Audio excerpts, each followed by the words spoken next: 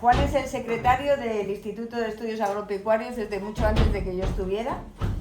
Lleva la friolera de 27 años ya siendo el secretario del instituto. Si yo soy el alma, él es el corazón, porque se puede decir que sin Juan pues el instituto no seguiría rodando. Es desde el año 1999 cuando se volvieron a activar todos los institutos a través del Centro de Estudios Montañeses que recibió Leandro Valle ese encargo. Entonces lo cogió Pedro Casado como director y Juan Azcuénaga como secretario.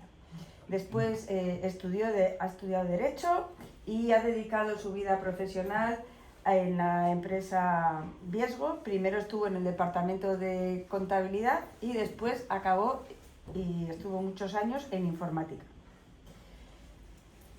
Después ha sido colaborador de todos los números de los Anales, que es el libro este amarillo que editábamos antes, que nos lo hacía la Consejería de Ganadería. Llevamos 20 más uno que está editado, pero está pendiente de publicar, a ver si lo conseguimos. Pero Juan ha sido siempre el que ha estado detrás de todos estos volúmenes. Después ha sido el secretario del jurado del certamen de cine que hacía el Instituto de Estudios Agropecuarios, que la verdad que hay verdaderos joyas de películas que tenemos que están en la Filmoteca de Cantabria, que llevan ahí desde antes del COVID, que en teoría las iban a digitalizar, nos iban a decir algo, pero esperamos que algún día nos digan algo sobre ellas. Pues Juan, desde los años 80, ya estaba secretario de jurado. Y después también es el secretario actualmente de la Peña Taurina de Félix Rodríguez. Y está jubilado, pero se mantiene muy activo, así que pues gracias a Juan podemos hoy tener esta conferencia y se la dedicamos a Benito Madariaga. Tenemos la suerte de contar con Celia, que también es miembro habitual de nuestro instituto, su viuda, y también ha venido acompañada de sus hijos. Y pues muchas gracias. Y bueno, Benito la verdad que era una persona muy querida, le conocía mucho más mi padre y Juan, pero yo también tuve ocasión de conocer a Benito y me encantaba.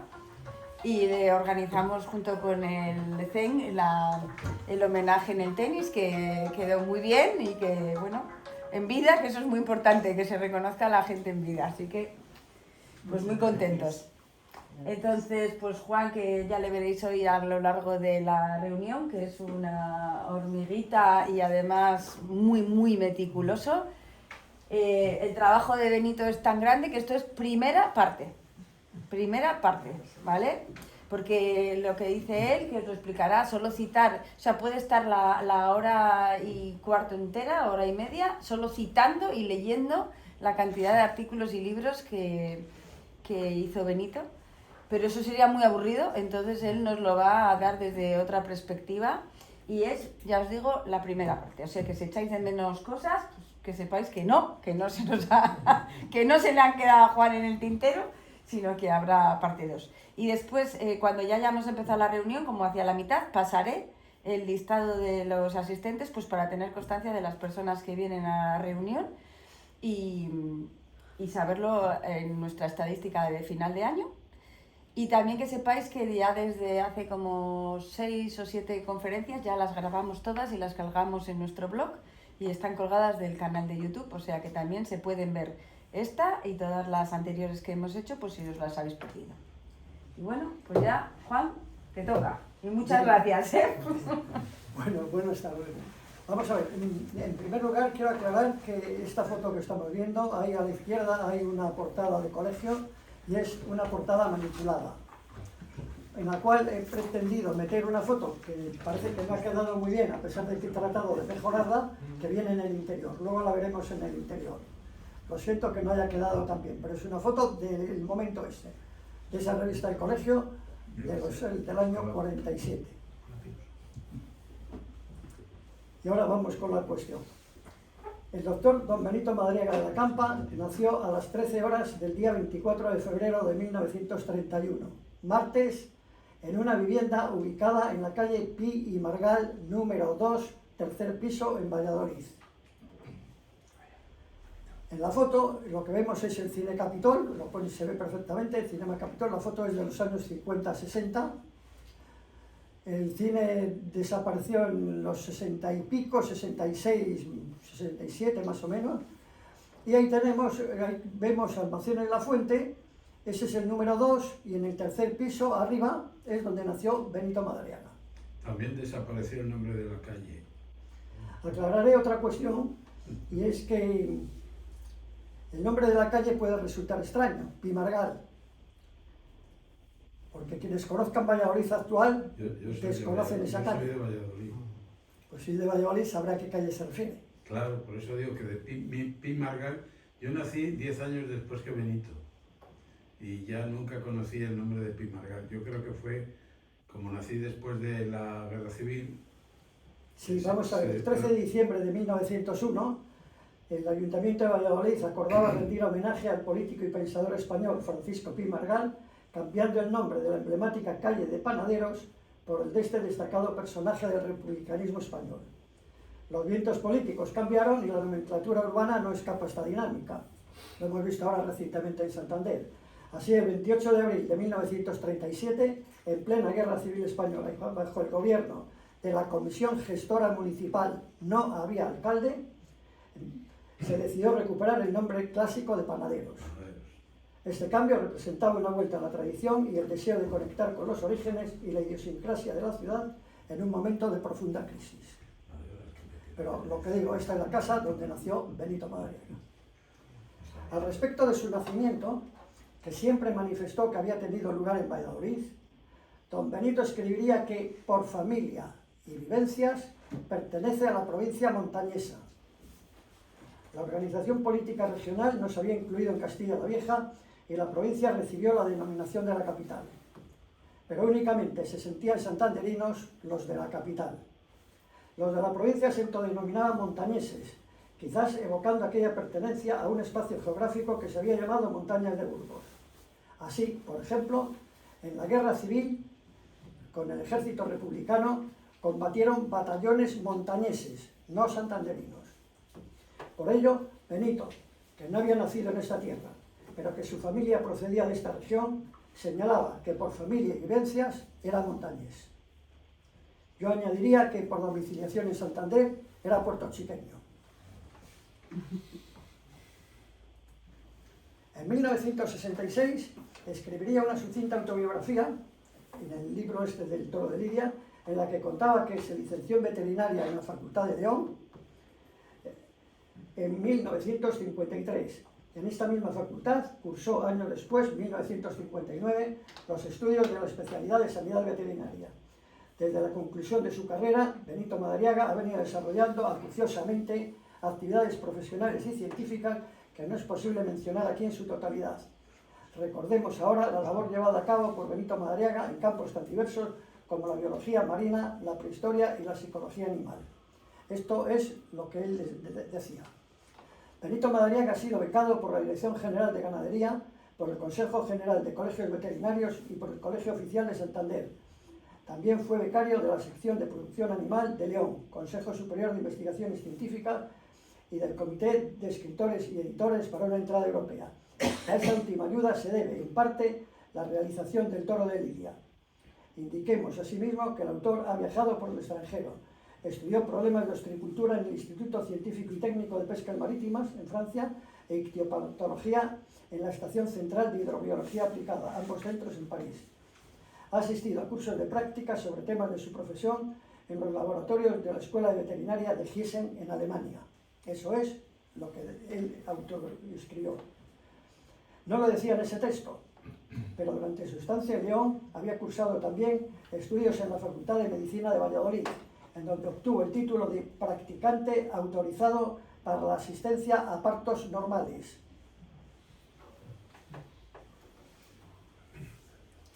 Los padres capuchinos organizaban en 1943, tenía Benito 12 años, un concurso de redacción dirigido a los niños cordígeros sobre la figura de San Francisco. El premio consistía en la publicación del artículo ganador en su revista, El Santo.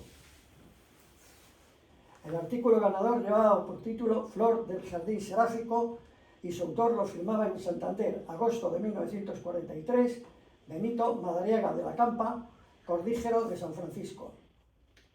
Resulta curioso que este logro se diera en el entorno de los padres capuchinos, mientras él asistía habitualmente a los padres escolapios para sus estudios. Sin embargo, Benito, ya entonces una persona con inquietudes más allá de lo académico, participaba en el coro o escolanía de los padres capuchinos, que por aquel entonces tenían su sede en la calle Castelar, número 7. No encontramos más escritos suyos hasta 1947, en que publica en el Boletín Mensual de los Padres Escolapios, denominado Colegio, algunos artículos. Escribió sobre las tumbas de los 4 soldados alemanes, escrito con motivo de la visita al cementerio Ramal de la Victoria por la festividad de Todos los Santos. Refería que todos los años le llamaba la atención porque aquellas tumbas, en fecha tan señalada, no tenían más adornos que las flores silvestres. Indicaba que eran tripulantes de un avión que por una avería, o no sé por qué causa, vino a caer en las afueras del pueblo. Estudiaba entonces sexto de bachillerato. No eran 4, sino 6 los alemanes sepultados, al parecer en Ramales, quienes tripulaban un avión que se estrelló el 21 de diciembre de 1941 en el Valle de Soba, perdiendo la vida a todos los ocupantes. El 20 de abril de 1982 se autorizó su traslado al cementerio alemán de Cuacos de Just, en Cáceres. Al parecer, también a dicho cementerio se trasladaron los restos de aquellos otros alemanes sepultados en el cementerio de Ciriego, en Santander, aunque a día de hoy todavía están las lápidas ahí conservadas. El redactor del boletín le dedicaba la siguiente nota: tu artículo nos agrada por su sencillez. En el presente número ve la luz pública. Ojo con los llorones a lo Becker. A los lectores de colegio les agrada más leer cosas festivas, para tristezas bastantes con las brumas cántabras. La realidad, en mi opinión, es que solo decía porque el artículo no era religioso, como veremos después en otros comentarios. Más adelante escribiría una narración, a ver quién puede ahora, un artículo Nostalgia despedida titulado El Colegio San José de los Padres Escolapios de Santander, y un artículo de carácter religioso, Absolución Divina. El redactor, que solía dedicarle un párrafo a sus trabajos, le dedicaba en esta ocasión el comentario que sigue. Tu absolución divina, escrita en la actualidad, no desdice. Por su misterioso sentimentalismo, encajar podría en el viejo romanticismo. ¿Cómo se nota que lees a Becker y Zorrilla? Está visto que esta es tu cuerda y no otra. Se te publica en este número. Pero a nosotros nos sorprende e interesa lo que sigue ese comentario. De las reseñas deportivas te diremos que demuestran obediencia. No es poco esto. Poca información y ninguna crítica se halla en ellas. Desconocemos el contenido de esa reseña deportiva y tampoco encontramos entre los variados temas tratados por Benito el asunto deportivo. Eran tiempos en que en nuestra región destacaba en el fútbol, con nuestro Racing en horas bajas, y la más interesante rivalidad traineril entre las tripulaciones de Pedreña y Peñacastillo. El ciclismo, retirado de los hermanos Trueba, no estaba en buen momento. Ahí queda la duda sobre qué deporte o club escribiría Benito, pues no se ha conservado o encontrado dicho artículo. Por cierto, ¿cómo se entiende eso de obediencia en una reseña deportiva? Seguiría un trabajo sobre la esplendidez del español, que parece no gustó demasiado al repetido el redactor, pues de él recogemos las notas sobre el escrito de Benito. Tu trabajito, La esplendidez del español, está escrito un poquito a la ligera.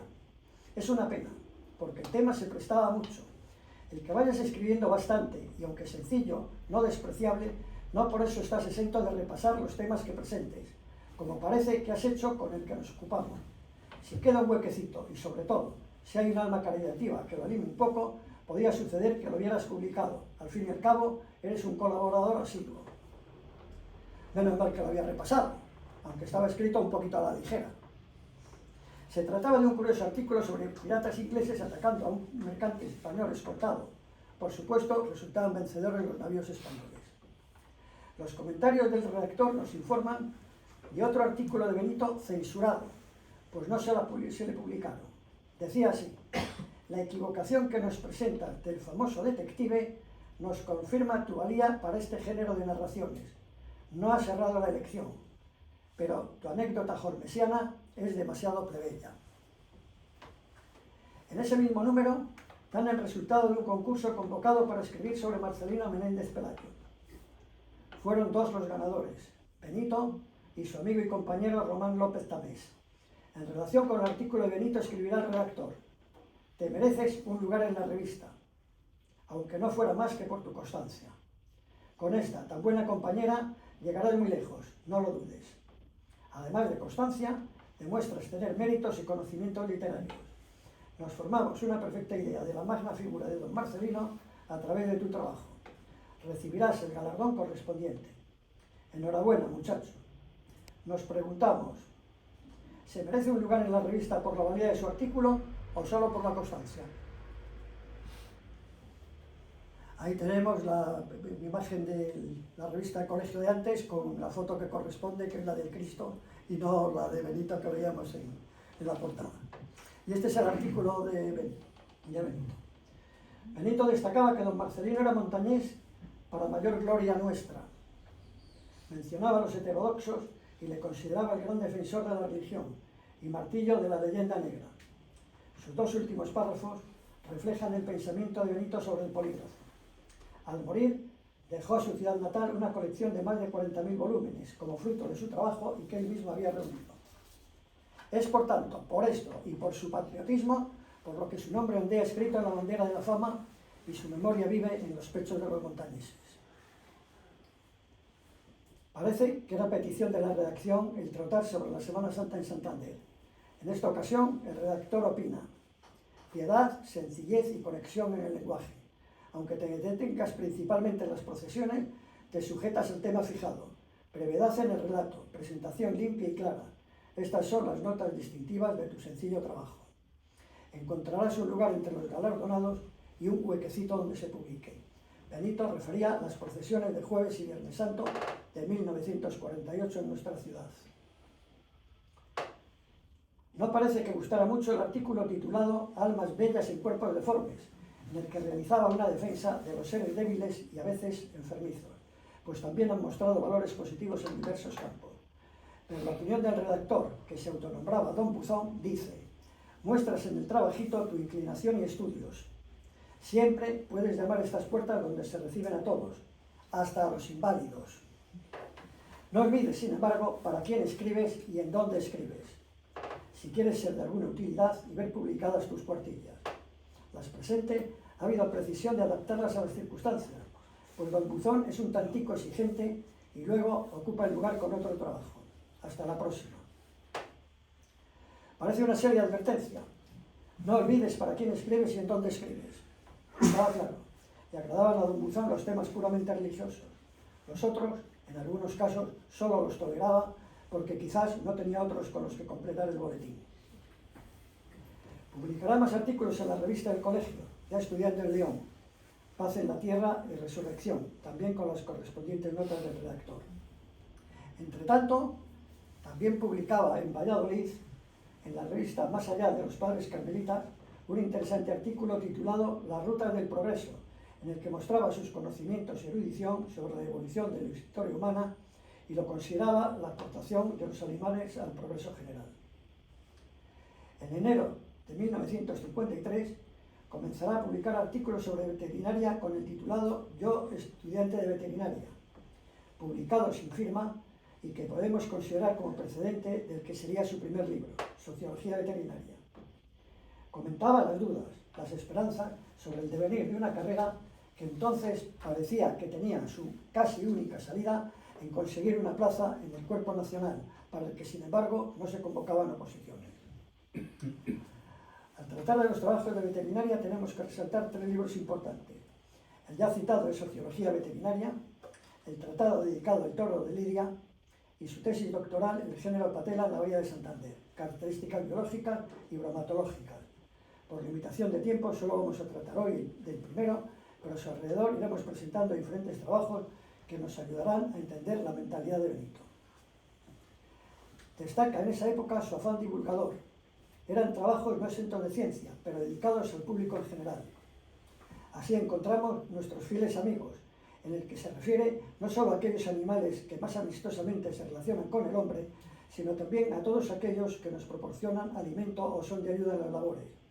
Y, claro, también recuerda a San Francisco, y en el que, tengo que reiterar, da muestra de su erudición, citando a destacados personajes, por ejemplo, refiriéndose ampliamente a la novela Cuerpos y Almas de Massens van der Bels.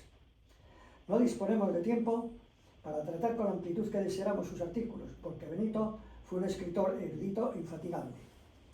Pero sigamos. El caballo en la vida y en el arte, escrito en Ramales en septiembre de 1954, es otra prueba de erudición, citando desde los caballos que arrastraban al dios Sol, pasando por la yegua de Mahoma y, como no, acordándose también de Rocinante, de Eclipse, de Bucéfalo, de Babieca, etc., mencionando los retratos ecuestres de la pintura o al famoso Rex, compañero inseparable de aventuras de Rintintín en el cine, incluso con una selección de imágenes que van desde el caballo prehistórico a los caballos en la guerra. Ya desde sus tiempos de estudiante le interesaba la sanidad, de tal modo que, como decíamos, compaginó sus estudios de veterinaria en León con otros en la Facultad de Medicina de Valladolid, en donde se le otorgaría el título de practicante autorizado para la asistencia a partos normales. En 1954 obtendría el título de diplomado en sanidad veterinaria por la Escuela Departamental de Santander. Más tarde realizaría, durante el curso 58-59, en la Facultad de Veterinaria de León, un curso universitario de la especialidad de sanidad veterinaria. Era, pues, probado su interés sanitario. Expondría en un artículo los modernos métodos en la lucha contra las ratas, inscrito en Santander en octubre de 1955, en el que, como haría en otros trabajos, estudiaría también las diversas especies de múridos, su alimentación y los daños que causaban, además de ser transmisores de enfermedades. Por ello, en la segunda parte del artículo, trataba de los métodos de lucha, distinguiendo la desratización pasiva de la activa y presentando diversos medios para combatirlas. En la misma línea, escribiría después Combatiendo al enemigo invisible, en el que se refería a los microbios y declarándose admirador de Pasteur, de Mednikov, de Ehrlich y de Koch, que era el que aparaba toda su simpatía y al que consideraba prototipo del cazador de microbios. Pero tenemos que volver a Benito, el erudito, pues no solo nos muestra sus conocimientos sobre la evolución de la lucha contra las enfermedades como el cólera y la tuberculosis, sino que vuelve a la literatura, en concreto a La Dama de las Camelias, de Alejandro Dumas, hijo, y al recuerdo del pianista polaco Federico Chopin, representantes típicos de las rosas del cementerio. Si bien recuerda a otros famosos enfermos, como Tutankamón o nuestros Santiago Ramón y Cajal y Gustavo Adolfo Bécquer, entre otros. Señalaba la importancia, sobre todo en nuestra provincia, de la campaña antituberculosa ganadera, citando como causa de su propagación la producción exagerada que se sometía al ganado, la mala nutrición, la supresión de vida al aire libre y la permanencia en establos carentes de higiene. Volvía Benito a ser adalid de la defensa de la profesión veterinaria en un artículo, también sin firma, aunque aquí la tiene puesta en la máquina, Verdades, solo verdades, casa de extraño, en el que reivindicaba su profesión, recordando el ensayo de Sociología Veterinaria del profesor Cesáreo Sanz Egaña, 1917, y algunos acaecidos en los que se minusvaloraba o despreciaba el conocimiento científico del veterinario. En este artículo, 1956, ya reclamaba una asignatura en la carrera que tratara de la historia de la veterinaria, tema sobre el que insistiría con constancia hasta lograr convencer a dos compañeros suyos, Miguel Cordero del Campillo y Carlos Ruiz Martínez, para pasados más de 20 años, iniciar la publicación de Semblanzas Veterinarias, 1978, obra que completaría 3 volúmenes destinados a enaltecer y reflejar la importancia de la labor científica realizada por veterinarios. Lamentamos no tratar este tema hoy, pero quede constancia del temprano interés de Benito en el tema. Exponía la antigüedad de los estudios veterinarios y el problema del paro profesional. Consideraba que era necesario menos egoísmo y más compañerismo. Su penúltimo párrafo es clarificador de la situación reinante en la época. Cuando hayamos extirpado la acumulación de cargos, las recomendaciones y los males apuntados, será posible lograr que cada uno trabaje noblemente, que derecho tiene a ello y que la profesión transcurra por cauces halagüeños. Conocimiento y erudición van de la mano en el artículo Enfermedades alérgicas, la urticaria, solengua o ranilla. La erudición la prueba, por ejemplo, con la referencia a la obra Escena montañesa de José María de Pereda, refiriendo una escena de la Robla, relato que vemos calificado como cuento, pero que narra escenas que podían ser reales de la vida rural en nuestra tierra, y del día 4 de octubre, que coloca la solengua como modelo de enfermedad de efectos mortíferos en el ganado. Benito trataba la etiología, la patogenia, los síntomas, el curso de la enfermedad, el pronóstico, el tratamiento y la casuística, presentando 3 casos tratados por él. No específicamente veterinario, es el artículo titulado Hombres Superiores, escrito en Santander en abril de 1956. No todos los artículos tienen fecha, por desgracia, en el que se refería a los seres que sobresalen por encima de la uniformidad. Eran aquellos a los que Gregorio Marañón, en su obra Miel, un ensayo sobre la timidez, denominaba en 1932 hombres representativos. Señalaba la diferencia de talento o inteligencia con genio. Como ejemplo, utilizando de nuevo a Gregorio Marañón, ahora en su libro Tiempo Viejo y Tiempo Nuevo, presentaba esa diferencia al comparar a Benito Jerónimo Feijóo con nuestro Marcelino Menéndez Pelayo. Feijóo fue un hombre de talento tardío, Menéndez Pelayo era un genio. Lo sabía todo en plena juventud, como por ciencia infusa. Luego, en otra prueba de erudición, nos presentaba múltiples pruebas y nombres para identificar a los genios surgidos en diferentes lugares y momentos de la historia. Presentaba, diría más adelante, la conexión existente entre la literatura y el reino animal. Como hemos citado, había obtenido diploma en sanidad veterinaria en 1954, pero es en 1957 cuando firma su primer artículo destacando esa titulación. Era en el titulado Transporte higiénico por mar de mercancías y ganados. Explicaba la técnica de inspección bromatológica moderna, pero también aparece el estilo de Benito, su ilustración, recordando cómo se hacía el transporte de frutas desde nuestra península a otros puertos, detallando la estiba y el almacenaje. Señalaba cómo habían de hacerse, de acuerdo con la normativa existente según las diversas clases de fruta. Detallaba cómo tenía que efectuarse el transporte de lanas y pieles y describía el transporte del pescado. En los cambios producidos había influido de forma notoria la conservación por el frío. Dedicaba un capítulo aparte al transporte del ganado. Como un aspecto más de la sociología, escribiría la leche en la literatura. Este artículo nos muestra al Benito culto e interesado en la sociología. No se trata solo de recordar cómo es presentada la leche por diferentes escritores, sino también de qué manera lo habían hecho. La primera cita es a Washington Irving y su obra La vida de Mahoma. Se referirá a textos antiguos, como el Código de Hammurabi y otros. Mencionaba textos hebraicos, de la mitología grecolatina, hindúes y romanos. En un largo párrafo se extendía para referirnos el consejo de Mahoma de tomar leche y algunos pasajes de su vida relacionados con este producto. De la literatura medieval española recordará La vaquera de la Finojosa y El cuento de la lechera. Del siglo de oro evocará la cena de Isidro y María de la Cabeza, en la que Lope de Vega alababa el rancio queso. Asimismo, referirá que buena parte de la fama del queso de Stilton se la debía a la cita de Daniel Defoe en su viaje por Inglaterra y Gales en 1727. No podía olvidar a nuestro insigne José María de Pereda y a la figura del pasiego, enlazando con José Manuel Gómez Tabanera, que, en Tesoro de Folclore Español, destacaba la labor destacada de las pasiegas como amas de cría y la de los pasiegos llevando sus vaquerías a las principales ciudades para abastecer de leche a la población. En una línea que culminará, en mi opinión, con su tesis doctoral, divulgaba la importancia del mar en la alimentación en un trabajo titulado Las algas marinas aplicables a la alimentación animal, una reserva alimenticia prácticamente inagotable.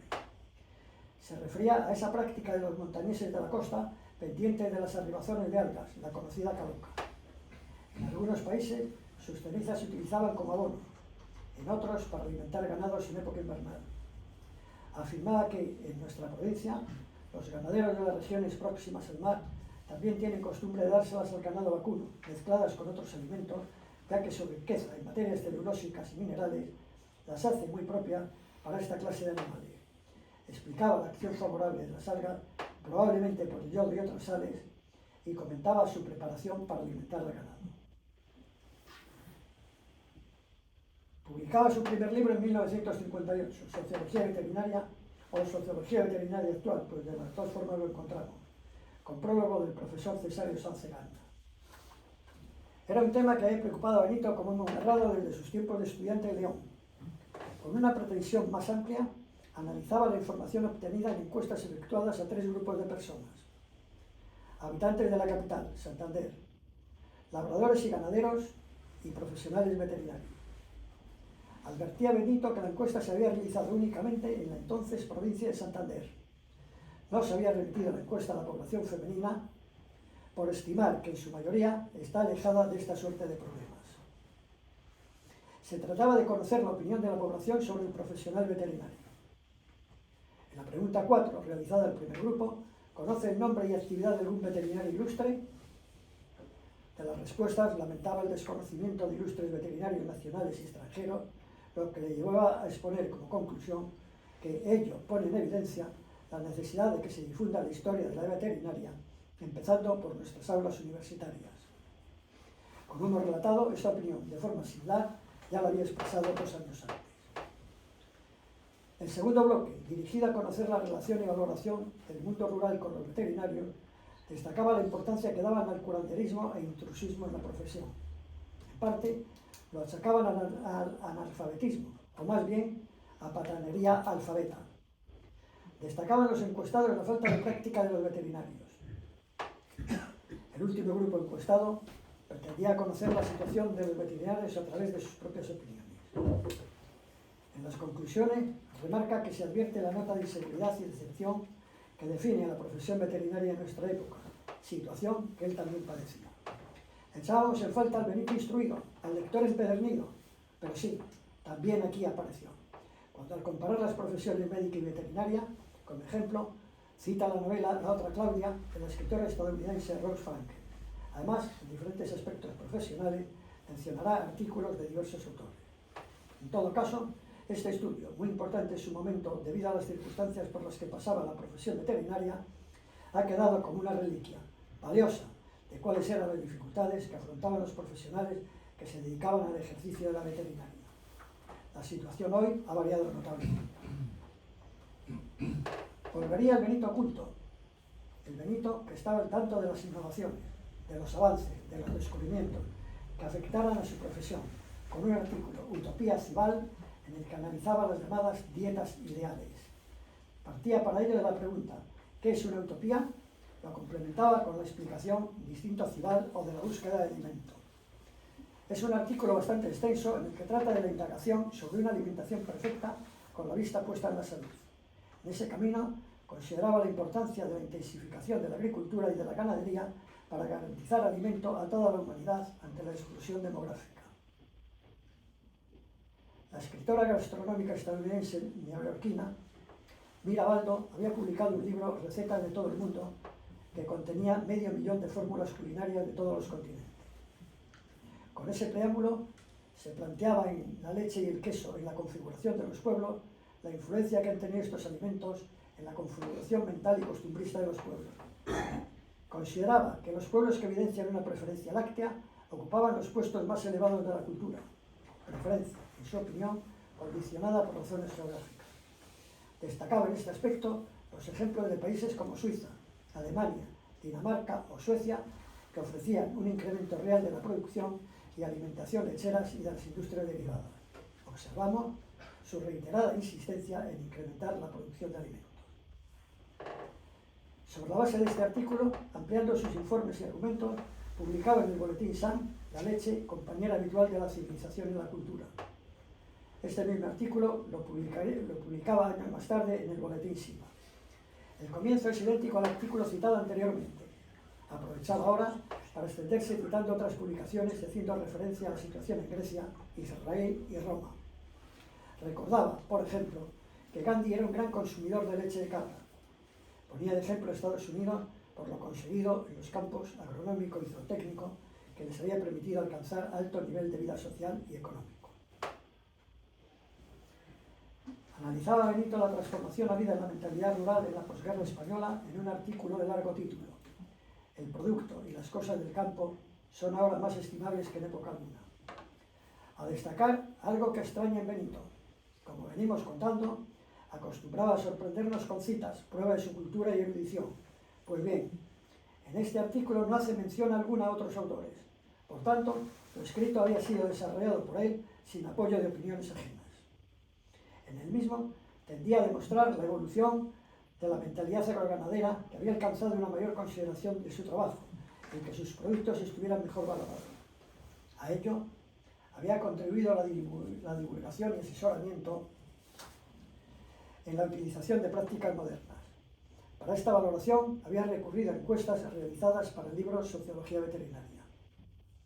Apreciaba Benito en ese progreso habido en el campo la trascendencia de las agrupaciones cooperativas, los centros de diseminación ganadera, las campañas de saneamiento, que opinaba debieran efectuarse con mayor rapidez y extensión, los trabajos de los laboratorios pecuarios y otros organismos. Presentaba la necesidad de complementar la alimentación de los animales domésticos con compuestos químicos que mejoraran su salud. Eran las denominadas vitaminas. Lo trataba en el artículo titulado Un alfabeto mágico. También el ganado necesita vitaminas.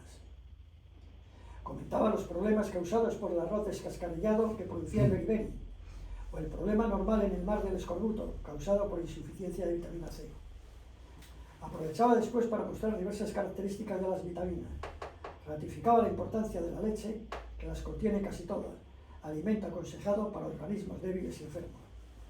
Para evitar la vitaminosis en el ganado, habían de tenerse en cuenta los principios esbozados en las vitaminas, junto con un trato higiénico.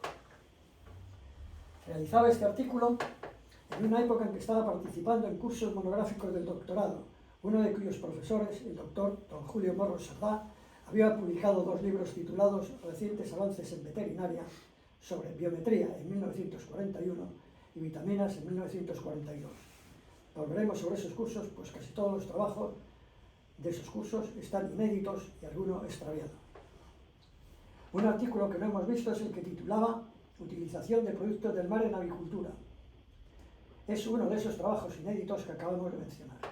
Podemos suponer que trataba de la alimentación de las aves con harinas de pescado o no sabemos. Lo encontramos citado en el plancton marino, una posible fuente de alimentos para la ganadería. Hasta ahora hemos constatado que la divulgación trataba de impactar en el agroganadero para mejorar sus prácticas alimenticias y de sanidad, pero habían sido ajenas a personas determinadas. El artículo El viejo Ceballos, de Resine, cobraba 10 reales diarios por enseñar a pescar salmón. Presentaba una novedad en la forma de trabajar. Escribía entonces basándose en documentos no publicados hasta la fecha. Eran otros tiempos, cuando el salmón era el rey de nuestros ríos. Consideraba la importancia en nuestro país de la epistolografía, de la que presenta un par de ejemplos conocidos, aparte del modesto que utiliza entre un vecino de Resines, experto pescador, y un aficionado guipuzcoano. En una de estas cartas, de 30 de mayo de 1871, recomendaba la utilización de moscas artificiales confeccionadas con plumas de gallo de león y de pato macho, procurando elegir las de tonalidades oscuras. Interesado Benito por conocer qué había de cierto, consultó. Copiamos el resultado. 2 razas de gallos, indio y pardo, producen en los pueblos leoneses de la Candana, Aviados, Campo Hermoso y La Mata las mejores plumas de Europa para cebo. La mosca artificial debe elaborarse con las plumas de la región de los lomos y siempre de gallos que tengan más de 6 meses. Explicaba luego, según el autor de la carta, cómo había de realizarse la pesca del salmón. Por otra parte, conocía Benito que un viejo pescador de Resine, llamado Ceballos, se desplazaba a San Sebastián para enseñar a pescar. Benito incluía detalle del viaje. Como no está acostumbrado a viajar en los trenes, le pongo alimento para todo el viaje, a fin de que no tenga que salir del coche, y le entrego 30 reales por si le ocurriera alguna cosa. Añadía Benito que en la época en que él escribía, un vasto plan de protección vela hoy por el incremento de esta riqueza natural. No es necesario comentar los graves problemas actuales de subsistencia del salmón y de la trucha en nuestros ríos. A Benito le preocupaba el ganadero cántabro, porque era uno de los capítulos económicos más importantes en la región y lo refleja en el artículo La leche, el queso y su influencia en la mentalidad rural. Consideraba que el mundo iba camino de la uniformidad de las diferencias. Vuelve el Benito ilustrado, ahora apoyándose en la literatura griega y en la británica, y cómo no, en José María de Preda. En nuestra región se ofrecía chocolate al forastero, y Benito remarcaba que, al buena está la leche, se respondía siempre entre nosotros, mejor está la nata. Señalaba que el consumo de leche era superior en el medio rural que en las ciudades. En su opinión, la conducta es un reflejo constante de aquel tipo de alimentación con abundancia de lacticinios. Un extenso artículo, Ciencia y Sociología en su vertiente veterinaria, es otra muestra más de la importancia que daba Benito a los estudios sociológicos, ya que en estos estudios reflejaba la situación del profesional veterinario. En el concepto sociológico de ciencia conectaba con su faceta erudita para presentar argumentos que lo explicaran constatando que la ciencia es un quehacer de todos. La segunda parte exponía el concepto de sociología, vocablo inventado, precisaba, por Augusto Comte, estudiando las diversas propuestas para elaborar su concepto. Así, manifestaba que, en principio, la sociología es una interpretación científica de la convivencia y sus formas. Resumía los objetivos de la sociología general siguiendo al argentino Raúl Andrés Orgaz. Utilizaba encuestas presentadas en su libro Sociología Veterinaria para presentar la ciencia veterinaria y sus problemas. Finalizaba con el apartado dedicado a la sociología veterinaria, en cuyo argumentario utilizaba escritos del profesor Cesario Sanz Egaña. Opinaba que podríamos definir nuestra ciencia diciendo que se trata de un estudio de las relaciones humanas específicas, capaces de engendrar el sentimiento de grupo profesional que se realizan entre individualidades con el quehacer común de la medicina veterinaria. Añadía que marginar despreocupadamente la opinión social o ignorar con datos auténticos la de la propia clase sea grave error, que no hace ni siquiera posible el planteamiento de nuevos problemas. Otro trabajo sociológico publicado en una revista agroganadera basándose en la pregunta: ¿lee usted las páginas ganaderas de los periódicos de la localidad o alguna revista de esta índole? Y, por supuesto, había realizado la oportuna encuesta. Hay que tener en cuenta que se efectuaba únicamente en la entonces provincia de Santander. Una respuesta descorazonadora recoge al afirmar que una cuarta parte del grupo agroganadero montañés ignora o rechaza las enseñanzas de tipo teórico concernientes al campo y la ganadería, ya que, en su opinión, interpretaban que vale más la práctica que la teoría. Concluía afirmando que no es posible, en las condiciones de la cultura actual, dejarlo todo en manos de un practicismo exclusivo. En esta etapa, Benito era particularmente activo en la labor divulgativa. Era necesario que la gente agroganadera de la región fuera consciente de los progresos que se estaban realizando en el sector para obtener mejores resultados de los trabajos del campo, apoyándose en el análisis de los estudios sociológicos para adentrarse en la mentalidad de los montañeses e intentar colaborar a solucionar sus problemas. En ese sentido escribía La mecanización agrícola y ganadera, un interesante artículo sobre la aportación que su desarrollo en distintos lugares del mundo aportaba a la ganadería y a la agricultura. Es un trabajo de conocimiento general para destacar la importancia que la motorización del campo llevaba a mejoras en la producción y un menor esfuerzo físico, aunque evidentemente con un costo económico. En mi opinión, en el estado en que se encontraba el sector agroganadero regional, no tenía en cuenta, no lo pretendía, las circunstancias de un sector atomizado, con ganaderos en general, con bajo número de animales, con fincas de reducida extensión, frecuentemente en laderas o pendientes, lo que económicamente dificultaba esa mecanización que funcionaba en otras partes del mundo.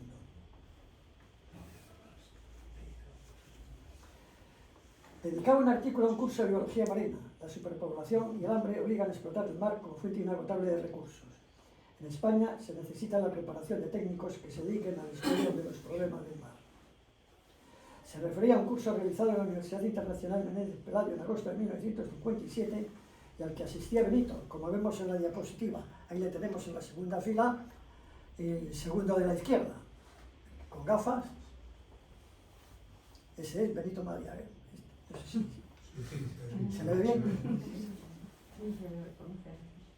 El 13 de septiembre siguiente, el Colegio Oficial Veterinario de Santander le reconocía aprobada competencia en el curso de Biología Marina, Pesca e Industrias de Mirador. En 1959 asistía también en la Universidad Internacional a un curso de Biología Marina e Industrias de Pesca, desde el 15 al 31 de julio, en el que desempeñó el cargo de profesor ayudante. Señalaba que se añadía a esta nueva especialidad a los estudios veterinarios. Una de las curiosidades de este artículo es la opinión que tenía Benito de considerar que el hecho de vivir cerca del mar encontraba el temperamento aventurero y alegre de los pueblos costeros. Pero el montañés, decía, es hombre realista, trabajador y rebelde, mientras el de la llanura se inclina más al misticismo y a la poesía. Utilizaba por primera vez Benito en el título de un artículo un vocablo que apreciaba a lo largo de su vida, vemos que dio mucho juego a lo largo de su vida. El escrito lo titulaba Semblanza del gato. Hemos encontrado una definición que le viene a medida. Dice retrato escrito, breve y conciso, aunque en este caso para tratarse de un gato anónimo resulta extenso, que describe la trayectoria, personalidad, logros y rasgos físicos de una persona o un animal. Comenzaba diciendo que el gato es un tigre frustrado, se considera un felino en miniatura, estudia sus características y su temperamento y lo califica del menos doméstico de los animales. Nos representa entre los personajes populares y recuerda escritos de Lope de Vega y Quevedo, entre otros. Dedicaba el artículo a una sobrina a la que no pudo salvar la vida de su gato y publicó la foto de ambos, la niña junto a su gato. El Colegio Oficial Veterinario de Santander organizaba un curso de técnicas quirúrgicas y al mismo tiempo le dedicaba un artículo. El curso se desarrolló en el mes de junio de 1959 y Benito hacía una minuciosa y detallada reseña de las actividades, del banquete con las autoridades y de la conferencia final. El subtítulo del escrito denota el pensamiento de Benito. Los cursos de perfeccionamiento son imprescindibles a todas las clases profesionales. Estaba en un momento de preocupación por la salud animal cuando escribía consecuencias de la falta de yodo en los animales. Señalaba el conocimiento de algunas de las implicaciones que esa falta de yodo podía producir, como la disminución de la fertilidad o el aumento de los abortos.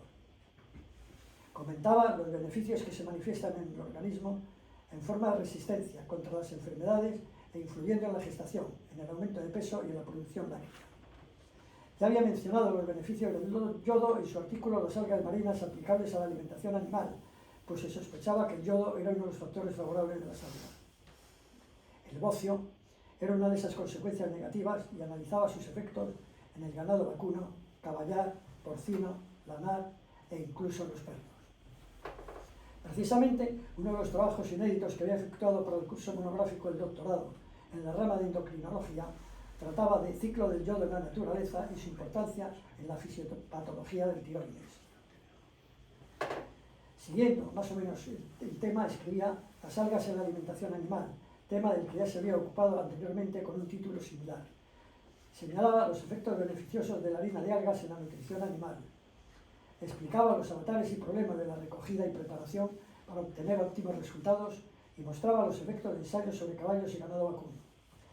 Achacaba esos efectos beneficiosos a la existencia de vitamina B12 en las algas. Pronosticaba la evolución ganadera. En el trabajo, el ganado bovino, porcino y aviar serán posiblemente los animales objeto de mayor explotación en el futuro. Señalaba como factores favorables para la expansión de las explotaciones la mecanización, las nuevas fórmulas alimentarias y las campañas sanitarias que favorecerían la salud de los animales. Nos encontramos en una etapa de intensa actividad escritora de Benito. Ahora presenta, después de la tercera semana de estudio de nutrición animal, en la que se han mostrado los avances en la alimentación animal, ciencia que estaba en un periodo de rápida evolución. El lema era obtener la máxima producción por el medio más económico y realizado con los menores esfuerzos. Explicaba las nuevas sustancias complementarias para adicionar a las materias primas en la elaboración de piensos compuestos y correctores que se estaban introduciendo ya en nuestro país. Siguiendo con el tema, escribía: cerca de 1.500 millones de seres humanos viven en un estado de alimentación insuficiente. Los países atrasados son los menos habitados y cuya economía se basa en actividades agrícolas y mineras de escasa productividad. Las soluciones propuestas para paliar el hambre eran incrementar la producción agroganadera, mejorar la educación de sus habitantes y establecer una economía que armonizara y complementara la agricultura y la industria. Otra solución acertada era la racional explotación ganadera, en tanto llegaban nuevos alimentos y se aprovechaban los recursos del mar.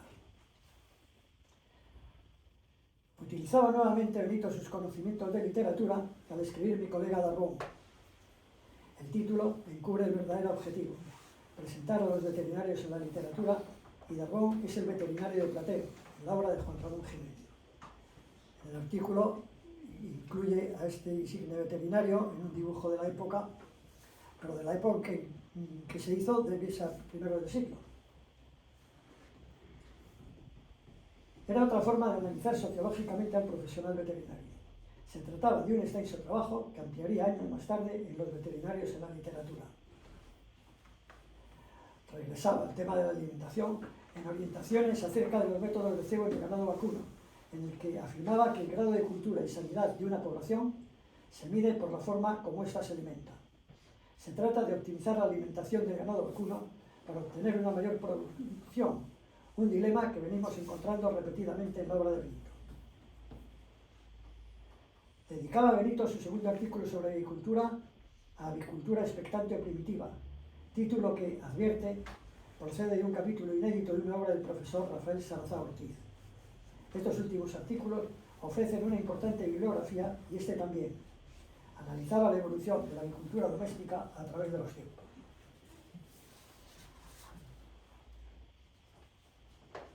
Comentaba el escaso desarrollo de la cunicultura en nuestro país en El conejo, ese desconocido.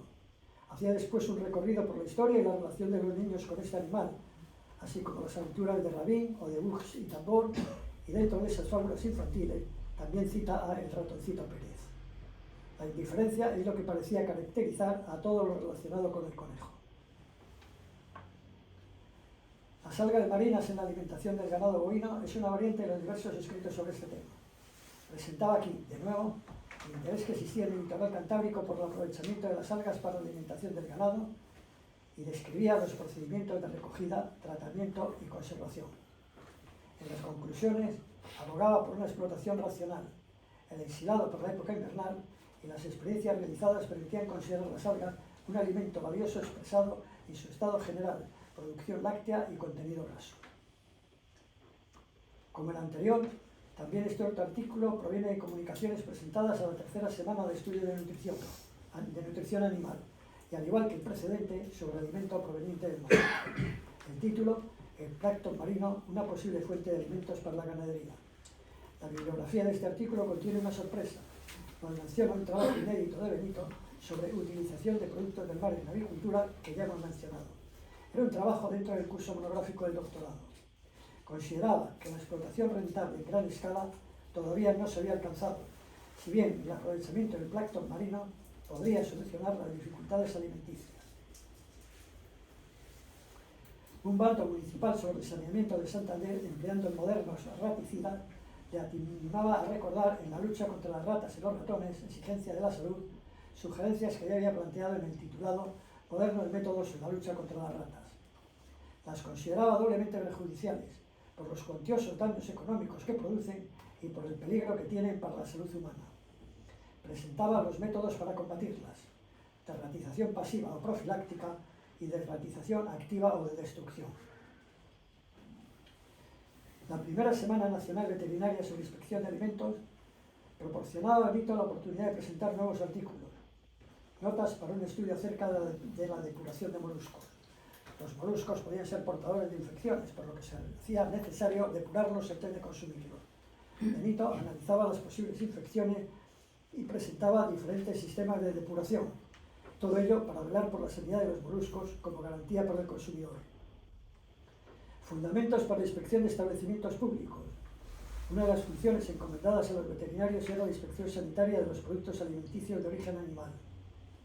Relacionaba los diferentes productos que comprendía la inspección. Veía una insuficiencia legal en los productos pesqueros y en las sustancias alimenticias que se ofrecían al público, cocinadas en bares, cafeterías, frigones, etc. Productos a los que dedicaba el estudio. Por ello, sugería garantizar las condiciones higiénicas de la materia prima, junto con el esmero en la elaboración y transporte. Debían ponerse al día las disposiciones sanitarias, una reglamentación de la inspección y la obligatoriedad en la instalación de vitrinas protectoras. Y otro artículo, sugerencias para la inspección y reglamentación de la industria conservera española. Una vuelta más a los problemas sanitarios que podían presentar las conservas deficientemente conservadas. Proponía que en la etiqueta se hará constar el peso, nombre científico de la especie, líquido de empacado, fecha de fabricación, calidad, etc. Recalcaba la necesidad de utilizar formatos estándar teniendo en cuenta la tara y grosor de los envases. Consideraba el aspecto higiotecnológico de la fabricación que garantizara las condiciones sanitarias del producto. Una anécdota. Estos y algunos otros artículos los firmaba como doctor, título que obtendría algunos años más tarde en la Facultad de Veterinaria de León, Universidad de Oviedo, en 1967. Se había ocupado de las harinas obtenidas de las algas, ahora lo hace de las harinas de pescado en la alimentación animal. Explicaba cuáles eran útiles para la producción de harina como desperdicios pesqueros, harina de inferior calidad o pescados de bajo precio. Manifestaba que se trataba de una aportación de proteína que no había por qué perder y que debían estar al servicio de la ganadería. Un trabajo pionero sobre una especie casi desconocida es el titulado Estudios avícolas, la raza pedresa. Si buscamos referencias o citas de la gallina pedresa, apenas las encontramos. La más antigua que he localizado es de 1915 y corresponde a un atropello de un pollo de esta gallina. Es pues una publicación muy interesante porque se desconocían los caracteres de esta raza que estuvo en peligro de extinción hasta que el gobierno regional, a partir de 2007, ha proporcionado ayuda para su conservación. Alertaba Benito en 1961, 46 años antes, que no conocía estudio técnico ni literario que se refiriera a esta raza. Intentó conocer su origen, pero la carencia de datos lo dificultaba. Estableció el área geográfica que ocupaba. La clasificaba como una raza que se diferencia de otros grupos avícolas conocidos. Presentaba su morfología externa y estándar propuesto, su diferenciación, biotipología, aptitud y reproducción, su patología, la mejora y fomento. Sin duda, este último apartado era el más necesario por el escaso número de ejemplares de raza pura existentes. Continuaba su particular campaña de cómo luchar contra las ratas. Hacía años, como hemos visto, que Benito venía considerando a la rata como una de las plagas más espantosas y nefastas por los problemas económicos y sanitarios que causaba. Vuelve a incidir en su argumentación y defendía a los animales matarratas. Un problema que sufría la ganadería en nuestra región era la de su habitación en establos inadecuados. Como escribiría, en la promiscuidad y la falta de condiciones higiénicas son los dos grandes defectos de los alojamientos animales. Ya lo había mencionado como una de las causas que favorecían la propagación de infecciones en combatiendo al enemigo invisible. Analizaba el porqué del uso del término cuadra en detrimento del establo entre nuestros ganaderos, aunque aquí también se usa el término cabaña, casa rústica que servía de habitación al ganado y al ganadero. Finalizaba con una afirmación indiscutible. Los establos necesitan ubicación adecuada, ventilación correcta, desinfección habitual y las mismas exigencias que la morada humana. En esta época, Benito defendía la posición general y oficial de explotar únicamente las razas vacunas rentables se impone en nuestra provincia la renovación paulatina del ganado vacuno indígena. En el caso de la tudanca, escasamente rentable, se imponía su cruzamiento con el ganado suizo. Era partidario que en nuestra provincia la raza suiza soporta perfectamente los climas rigurosos y es más resistente que la holandesa. Planteaba que los problemas de selección, alimentación y sanidad requieren tiempo, como es natural, pero tiene que pensarse en ello como únicos procedimientos de mejora de la cabaña montañesa. Si bien opinaba que esta misma especialidad es más fácil de lograrse en razas especializadas con un menor esfuerzo. Podían considerarse tres modelos para aumentar la producción ganadera. La sustitución del ganado indígena por otro de mayor rendimiento, lo que tenía el inconveniente del costo. El cruzamiento con otras razas de mayor producción y la selección de ejemplares de las razas indígenas, sistema que era más lento, pero preservaba las razas autóctonas, al aspecto entonces escasamente valorado.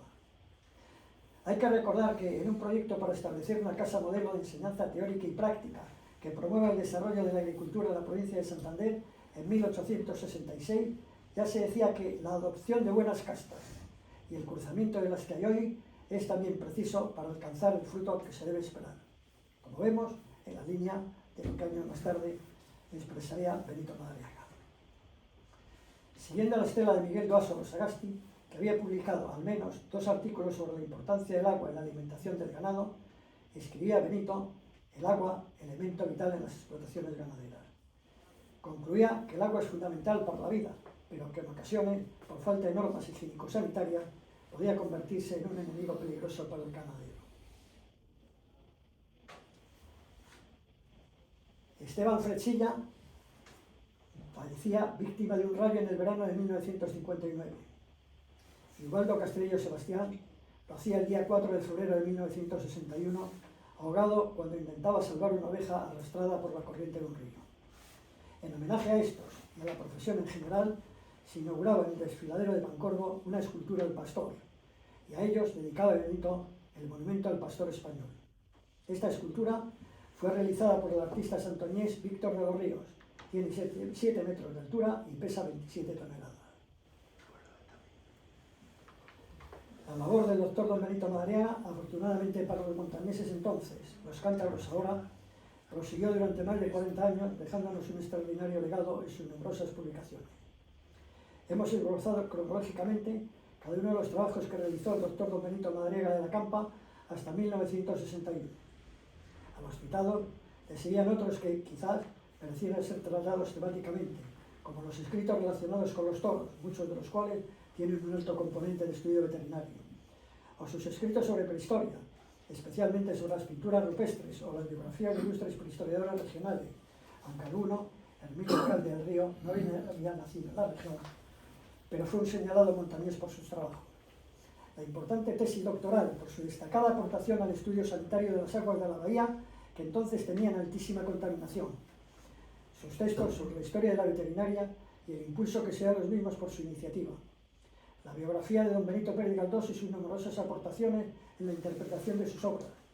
Por supuesto, en una relación de biografía tenemos que destacar entre ellas la reivindicación de un importante científico, don Augusto González Linares, fundador de la primera estación de biología marina en nuestro país, sin olvidar a José María de Pereda, a José Gutiérrez Solana o Marcelino Sánchez Autora, sus estudios sobre la Universidad Internacional Menéndez Pelayo, sus informes sobre diversos aspectos de la ciudad, etcétera, etcétera. Sirvan estas notas esbozadas hoy de recuerdo de un prolífico escritor, de una persona admirada y admirable. Benito fue un colaborador extraordinario en la compilación de sus escritos y con nuestro recuerdo vaya nuestro agradecimiento por su valiosa vida. Tenemos también que decir que en algunos escritos no comentados, hoy, libros generalmente, compartió autoría con su esposa, doña Celia Balbuena, quien en todo momento nos ha prestado generosa y valiosa ayuda. Gracias, Celia.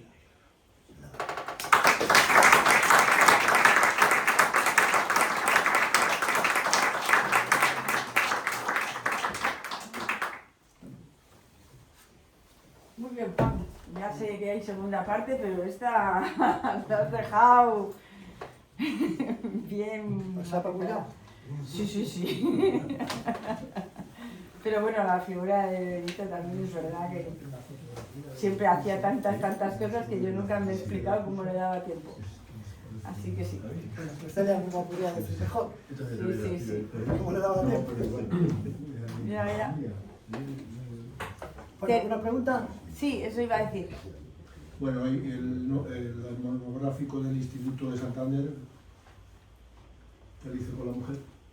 Sí, sí, ya sé que escribió el Instituto de Santander con Celia. Es eso. Vamos, que también Es una- tenía que haber salido ahí. Es No, que pero lo ha no se dicho. puede nombrar todo. Sí, perdón. Sí, No se sí. puede nombrar No. Va a haber segunda parte, ¿eh? También. Y después ha dicho que varias cosas ha hecho que ha escrito con Celia, sí, sí. Pero bueno, preguntas, que a Juan le gustan. Muy bien. Sí, Gregorio. yo más que una pregunta, pues no sé cómo calificarlo, pero yo que he sido profesor de nutrición animal durante 35 años, me siento ridículo, porque no conocía yo a este hombre tan en profundidad como lo ha contado Juan, ¿no? Y lo que sí está claro es que yo creo que en aquellos tiempos sentó las bases de la zootecnia, que para no haber tanta tecnología ni tanta información como tenemos a disposición hoy, pues la verdad es que puedo decir que era lo que dirían los chavales, ¿no? Era una máquina. Y entonces eso es lo que más me ha sorprendido gratamente. Yo diría dos cosas. A mí me ha sorprendido dos cosas. Por una parte, su erudición. Está claro, era un lector empedernido. Pero por otra parte, hay que tener en cuenta que Benito, para búsqueda de información, no utilizó nunca Internet. Por lo tanto, era todo a base de leído y de memoria. Eso es fundamental, porque encuentras bibliografía en cualquiera de sus artículos, prácticamente en casi todos. A pesar de que, salvo los de periódico, que evidentemente es más complejo de meterlos, pero los de revista, en todos los artículos mete bibliografía.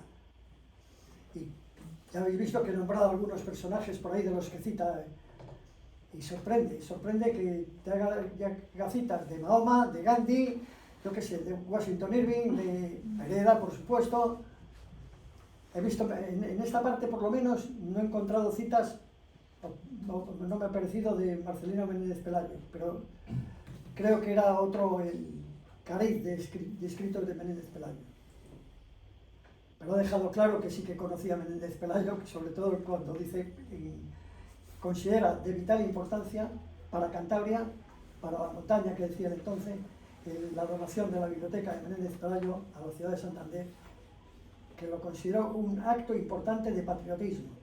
Es patriotismo, más que el hecho de andar por ahí, esa patriotería que se veía muchas veces, de boquilla. En este caso Menéndez Pelayo lo demostró legando 40.000 libros a la ciudad de Santander. Que eso Benito lo consideraba realmente valioso e importante.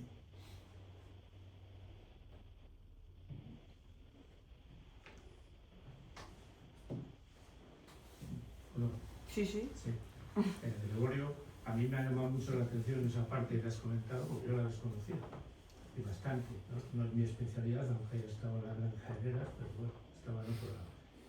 Cuando hice el currículum vitae para el Día de las Letras, que le dimos el homenaje en el Parlamento de 2015, a mí me pasó un poco desapercibido, salvo el Toro de Lidia y algunas de las obras, y me ha sorprendido la cantidad de información que él y de trabajo que había realizado con ese conocimiento que ha comentado Juan. Por cierto, una pregunta que me ha sorprendido. Dependía de la Universidad de Oviedo, de la Facultad de León, ha tenido algunas participaciones y ha salido algo de doctorado que le he preguntado a Julio. Me ha parecido ver Murcia. En el logotipo, en el emblema que había arriba ponía Murcia, si no lo he visto mal, porque estaba un poco dudoso. ¿Ha tenido alguna relación tan lejos? Es decir, ¿o no? No te has fijado. ¿No? Perdón, ¿me lo repito? Hay una obra, la foto de una revista que venía a la cabecera, tú lo has comentado, no sé si era de antiguos alumnos o de doctorado o algo así. Era una cosa un anagrama que sale. Un anagrama en la cabecera ponía Murcia. O yo he querido leer Murcia, ¿eh? No creo que era después. ¿Esta? No. ¿O esta? Ahí, esa. La de boletín de los graduados de veterinaria, yo leo Murcia en la 4ª línea. No sé si lo veis, yo soy miope, ¿eh? No, he leído nada. A mí me ha salido, le he preguntado a ti, oye, Murcia aquí. No tengo tan buena vista. Yo leo Murcia. Por eso pregunto si ha tenido alguna relación con Murcia. No, vamos a ver. Eso es lo que quiero, que me lo Benito publicaba contextualice. en donde podía. Bueno, vale. Por ejemplo, hay un artículo eso. que escribió sobre los gallos de pelea, Sí. que se publicó en una revista de aquí, yo creo que no sé si en SAM, alguna vez, no sé, por aquí. Bueno, pues esa, luego yo la he encontrado, que no creo que él no lo supo en vida, publicado en un periódico de Murcia, en La Lucha. Bueno. Ese artículo del gallo de pelea, publicado en Murcia, en La Lucha, lo reproduce una revista del Sindicato Nacional de Ganadería que se llamaba La Mesta. Y de La Mesta lo reproduce el Diario de Palencia, el día Diario Palentino de Palencia. Sí, porque ahora estoy mirando un poco más, al Con lo final cual, abajo pone Valladolid, lo que quiere decir que la revista, esta revista de boletín, es de Valladolid. Entonces, esto por alguna Tampoco lo veis. circunstancia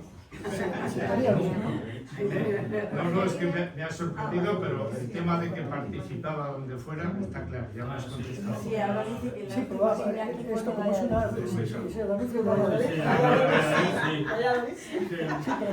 Menos mal. Marino, El otro día renovaba el carnet y me puso pegas el periódico. No, te las ha quedado bien las gafas.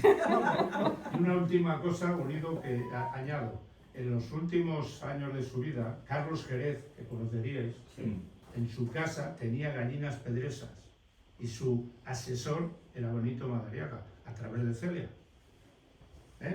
Eso no lo sabéis tampoco, eso ha sido reciente, murió en 2015. Mira, el mismo año que le dimos la estela de oro a Benito. Estoy hablando de Carlos Jerez.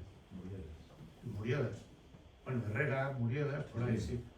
No, y la asociación de la gallina pedresa la adora. Eso Se la adoran porque yo hice un artículo Él, de la gallina Carlos pedresa y es me un consta. forofo de la gallina pedresa, no sé si le No conocéis. me he atrevido a decir libro porque realmente es un opúsculo de 8 Sí, a mí me lo páginas. enseñó Carlos varias veces.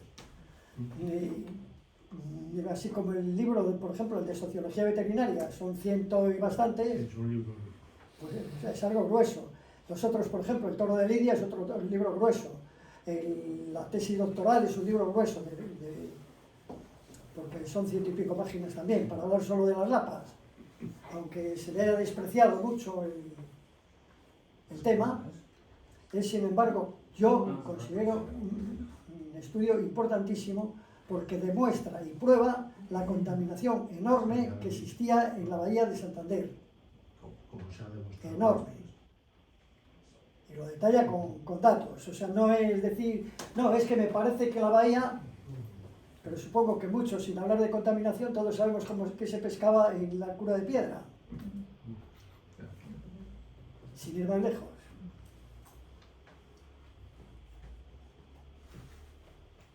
¿Más preguntas? Yo, Celia, tengo una. ¿Cómo le daba tiempo? A ver, ¿cómo era el día a día? Además de muy organizado, eso ya lo entiendo, pero a ver, ¿cómo le daba tiempo? Cuéntanos un poco. Los estudiantes con codos. Con codos y dándole. Estaba desde por la mañana hasta por la noche, vamos, ocupando todos los... Bueno, menos cuando echaba la siesta. Eso era sagrado. Eso no se lo podía quitar nadie. Y ahí no había tema que fuera. Te tenías que llamar para comer, porque si no, no comía. Sí, él si no estaba echando la siesta, el resto del día, y su trabajo, claro, profesional, pero el resto era absolutamente para lectura y escritura, y investigación en biblioteca, y los actos culturales y sociales a los que, pues como nosotros, ¿verdad? Pues, Yo estoy muy lejos, yo un libro solo voy a mirar cuando me llego. No, que quiero decir que lo mismo que nosotros Sí, estamos aquí ahora. Sí, pues que él iba muchísimo, sí. Perdía su presencia en estos actos socioculturales de Santander, y el resto del tiempo, pues... Y escribía a máquina de escribir, entiendo, ¿no? ¿Él sí, directamente a mano o en la máquina? Él escribía primero a mano. Vale. Y después a máquina. O lo escribía o lo mandaba en casa a escribir. Y después ya él sí directamente en el ordenador. Sí. Y cuando le llegó el ordenador era una máquina de escribir mejorada. Sí. Que guardaba Porque, cosas. sí. Si no, pues lo mandaba a escribir en el ordenador también. Sí. Pero hay que destacar de Benito otro factor que antes lo he esbozado, y es su interés en la necesidad de que la gente tuviera una actualización profesional permanente. Sí. No basta con hacer unos estudios, una carrera, no, hay que actualizarse y estar permanentemente al día. Y eso lo consideraba importantísimo. De tal modo que él hizo cursos, cursillos y cursilines, y todo, mogollón de ellos. Precisamente por ese afán. teniendo en cuenta dos vertientes. Por una parte, la cuestión veterinaria, pero por otra, la sanidad. Para él, la sanidad, no solo el animal, era muy importante, era un aspecto que siempre lo estuvo. El hecho es que la profesión de practicante, aunque no ejerció, creo. No, eso no está. Y menos para partos. Juan, tenemos ahí otra pregunta. Yo hace poco he estado en Moguer, donde Juan Ramón Jiménez, en la casa, entonces, bueno, lo tienen ahí súper completo todo, pero yo de lo que he mirado no tienen mi colega Darbón. Igual sería bueno hacer un intercambio y que tuvieran ellos ese material. Tienen cantidad de cosas publicadas de toda la obra de Juan Ramón Jiménez y específicamente de Platero también. Hombre, Yo creo que no, y como Cantabria es infinita, pues hay que tirarlo de aquí para allá para que lo vayan conociendo también. Pero la realidad es que mi colega Darbón es un título anómalo, casi me atrevería a decir. Además, me ha chocado porque acabo de... Vamos, Sí, él lo pone como título, pero la realidad es que es los veterinarios en la literatura. Porque luego lo publica eso en una revista venezolana y lo publica como los veterinarios en la literatura, y es mi colega Darbón ampliado. Ya. De hecho, utiliza a Darbón como ejemplo de lo que es un veterinario Ya. ahí.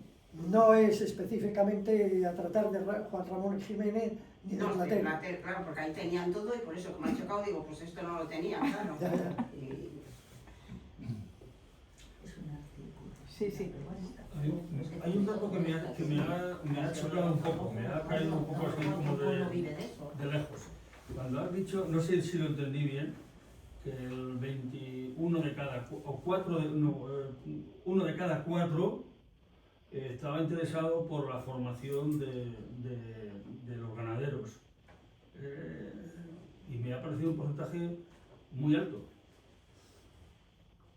¿Que 1 de cada 4? Sí, creo que Yo he entendido creo que ha que sido 1 de cada 4 no le daba ninguna importancia ni Eso. quería Uno leerlo. de cada Porque cuatro decía que no era le muy daba teórico y él era práctico. Uno de Es cada... que, O sea, vamos 3 a ver. sí. Es que antes las revistas, bueno, eso Juan lo explica mucho mejor. En el libro de Sociología Veterinaria, cuando trata de cuál es la opinión de los ganaderos sobre los veterinarios, la opinión general es que, mira, déjate de tonterías, aquí lo práctico, lo que hemos hecho siempre, eso es lo que vale. Y lo otro son cuentos y además, si este hombre no tiene ni idea de los animales. Porque además, otra de las cuestiones probables es que en aquella época la ciencia veterinaria se basaba fundamentalmente en lo que interesaba más era el caballo. Pero el resto de animales, y aquí precisamente de caballos, no había muchos. Y lógicamente, aunque muchas de las enfermedades son comunes a los animales, pues pueden tener ciertas dificultades. Sobre todo una gente que a lo mejor incluso podían no haber visto las vacas. Porque claro, cuando hablas de veterinarios, estás hablando de un colectivo muy amplio en el que habrá, digamos, de todo. Gente que está muy ducha en las cuadras, en los establos, y gente que no entra en un establo y que se asuste simplemente por mancharse. Claro, Porque hay que tener en cuenta un factor que Benito destacaba entonces, y es las malas condiciones higiénicas de los establos. Claro, es que entonces el caballo era muy importante, porque entonces, más de media España, la tracción era de las mulas. Entonces, las mulas era lo más importante. Eso Yo es recuerdo que fundamental. en mi pueblo había tres talleres donde raban. Sí, pero aquí no había ese tipo de trabajo y normalmente la tracción la hacían las vacas. Las vacas, porque las vacas daban leche y el toro no. Entonces la tracción la hacían las vacas. De hecho, hay muchas fotos por ahí de principios del siglo XIX viendo del siglo XX, moviendo las vacas blancas en los cargamentos aquí en el puerto. Pero también, No había mulas. también habría que tener en consideración las características orográficas de la provincia, ¿no? No es lo mismo Castilla, que el mulo imperaba. No, pero yo creo... Y cuando digo Castilla es prácticamente casi toda España. Sí, pero en Castilla no se utilizaba el ganado vacuno para la atracción, y sin embargo aquí sí. Por eso digo Eso que está diciendo. a lo Pero mejor... era distinto, allí lo que se utilizaba era el negocio era el cereal y se movía con mulas, pero aquí el negocio era la leche. Bueno, sí, más bien. Cuando vino la vaca holandesa y suiza, ¿no? Porque anteriormente de las vacas autóctonas la leche era... Bueno, pero era autosuficiencia. Bueno, también la población era menor, ¿no? Pero vamos que... Yo entiendo que el ganado vacuno se movía mejor en terreno dificultoso que el equino. Sí, pero el autóctono, el extraño, no tanto. Ya, bueno. Pero sin embargo, todas las propuestas abogan por eliminar al ganado de aquí porque produce poco. Produce poca carne, produce poca leche. Pero claro, cuando eso se decía de un ganado que se alimentaba bien en verano por los pastos de montaña, pero pasaba hambre en invierno, con lo cual perdía peso. Lo cual era... Tienes otra pregunta, sí. Bueno, primero enhorabuena, me ha gustado mucho la presentación. Quería saber si para la segunda edición se va a tocar el aspecto de cronista, don Benito. Cronista de Santander. El cargo que tenía de cronista oficial de Santander. Que si en la parte 2 vas a hablar de... En principio no. A ver cómo lo quieren invocar. Es que dentro de las muchas facetas de Benito, yo diría que de las últimas, no es que sea la última ni la penúltima, pero es la de cronista. O sea, hay muchas... Él, por ejemplo, ha escrito, por ejemplo, ha hecho bastante, ya he dicho antes, de los toros, de prehistoria, de biografía, antes de ser cronista. Entonces yo considero que hay temas en principio, porque cuando se le nombra cronista, es cuando Benito empieza a escribir, no es que empiece en ese momento, pero es cuando escribe abundantemente, sobre todo en el periódico, artículos sobre Santander. Pero yo diría que eso no es... Además, generalmente, a ver, los artículos son buenos, pero no son tan profundos o tan amplios como cuando se escribe en otra faceta. Por ejemplo, los mismos estudios de la Universidad Internacional, hechos con Celia, por cierto, pues son más importantes, me parece a mí, que su labor como cronista. Pero es una opinión, ¿eh? Respetable como todas, ¿eh? Pero no deja de ser otra faceta más de Sí, esa claro. personalidad. Por eso digo que hay una serie de facetas que yo considero prioritarias antes que... Ya, bueno, si las ponemos en orden, pues a lo mejor sí, pero yo, por ejemplo, a Benito le conocí en el ¿Hay año... otra pregunta aquí? No, que te quería decir que es que tú has hablado hasta los años 61, Sí. claro, y todo esto es, hasta que murió estuvo escribiendo, ¿eh? Y si lo dejamos en el año 60-61, pues claro, todo lo demás queda fuera, incluso lo del instituto que decías, ¿eh? Porque es que no han cogido más que esta parte y de trabajos de veterinaria relacionados con la... Bueno, y las primeras, y la faceta esa ya de estudiante, que eso es increíble, sí. es increíble. De estudiante, todo lo que... Que es el primer artículo. Uf. Es que, por ejemplo, en el caso del instituto, que tiene razón, que no le nombran... No, Sí. a ver, voy a comentar también el instituto. El instituto es un libro importante, pero es único.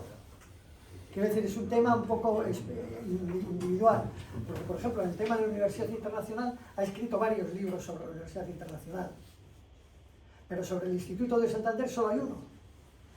Sí, lo que pasa es que ya plantea un poco la modernidad literaria historicista de Santander. O sea, antes de Benito no había tratados históricos sobre la ciudad, y es que en el libro este integra desde finales del 19, Claro.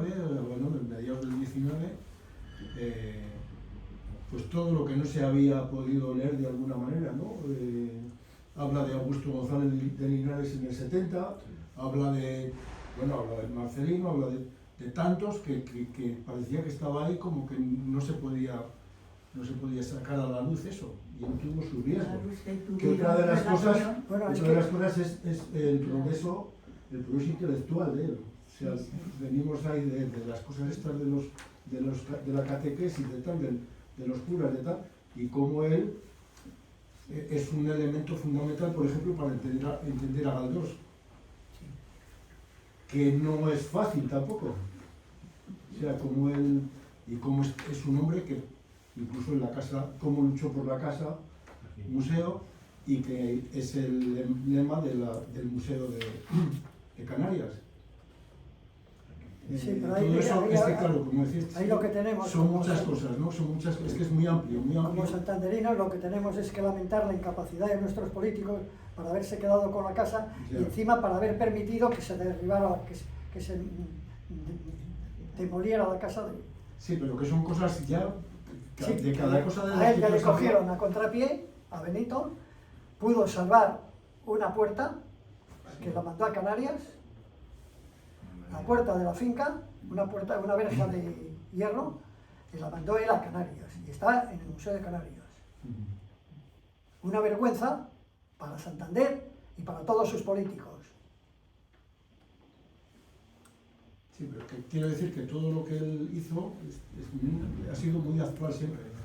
Cuando habló del monográfico de Pereda, o sea, todo. Sí, lo que pasa. Es que estamos hablando de los años 70. Claro, pero yo he llegado hasta el año 61, que hasta entonces, y unos años después también, él prácticamente solo se ocupaba de veterinaria.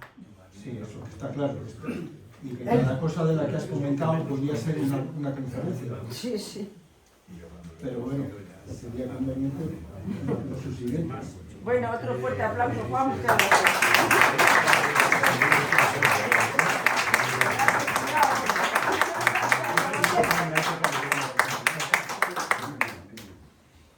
Hay parte 2, ya avisaremos cuando haya parte 2.